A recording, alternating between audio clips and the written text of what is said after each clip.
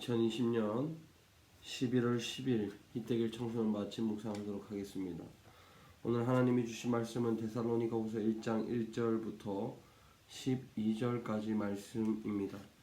그 중에 4절과 5절을 성경 봉독해 드리겠습니다.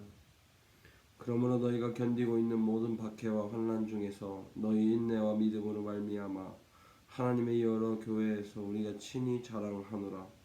이는 하나님의 공의로운 심판의 표요 너희로 하여금 하나님의 나라가 나라에 합당한 자로 여김을 받게 하려 함이니 그 나라를 위하여 너희가 또한 고난을 받느니라.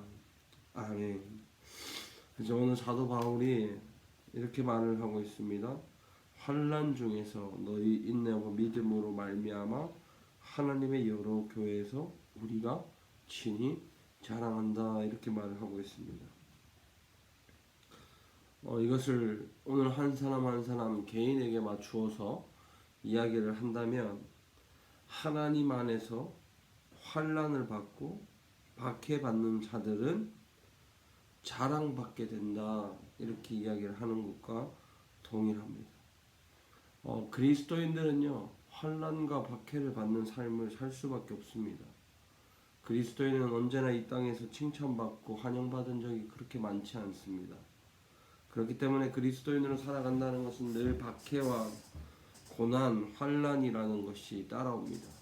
그래서 성도에게 필요한 것은 무엇이냐?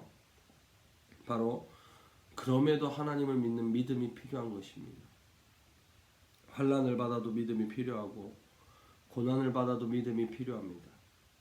왜 환난과 고난을 받을 때도 믿음이 필요하냐면, 결국에는 그 믿음으로 말미암아 하나님을 향한 인내를 가질 수 있기 때문에 그렇습니다.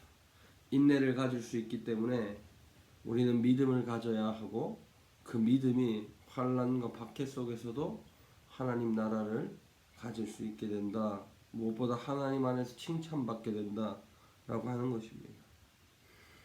5절을 보면 하나님의 공의라는 하나님의 법칙을 이야기를 하고 있습니다.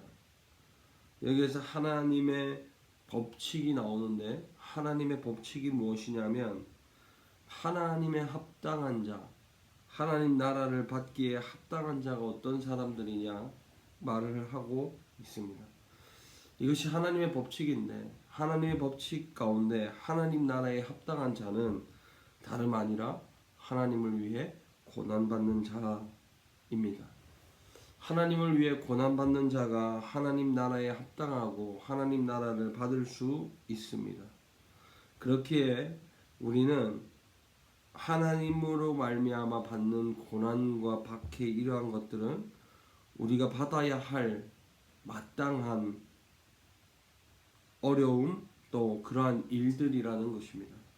마땅히 받아야 할 그 어려운 일들을 받지 않는다면 우리는 하나님 안에서 칭찬받는 자가 되지 못하고, 무엇보다 하나님 나라를 받을 수 없는 존재가 되는 것입니다.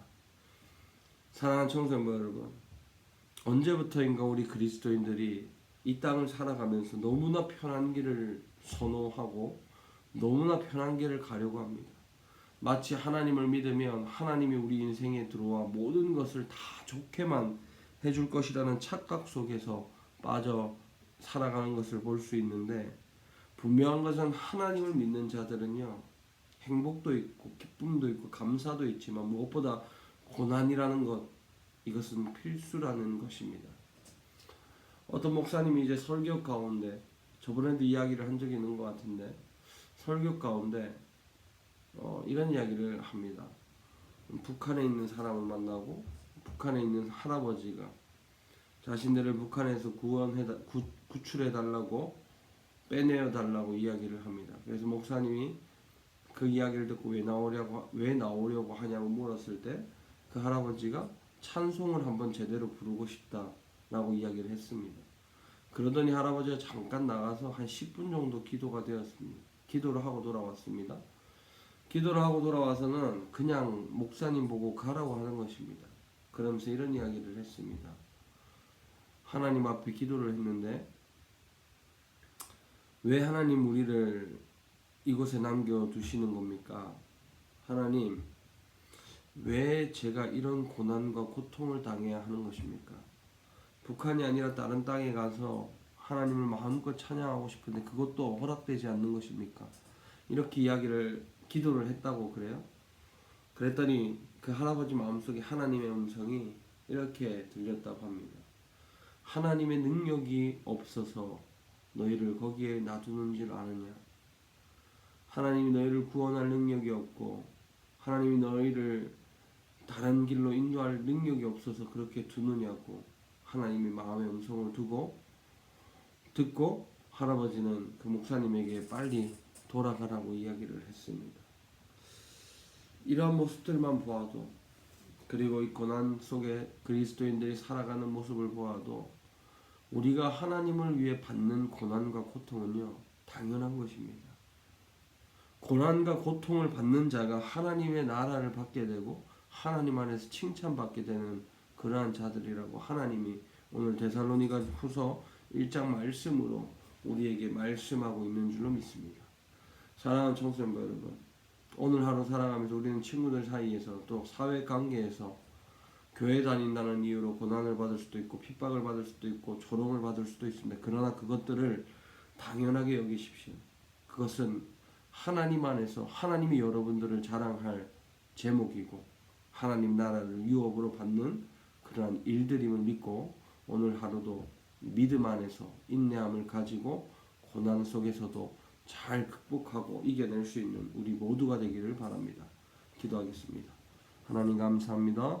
오늘 말씀처럼 하나님 나라를 받기 위해 고난당하고 고통당하는 일에 주저없이 앞장서서 하나님의 나라를 받는 자들이 되기를 원합니다. 오늘도 고난과 고통이 있을지 모르지만 그 가운데서도 하나님을 향한 믿음 잃지 않게 하시고 인내를 가짐으로 하나님 나라를 받아 누릴 수 있는 그런 귀한 역사가 있게 하여 주옵소서.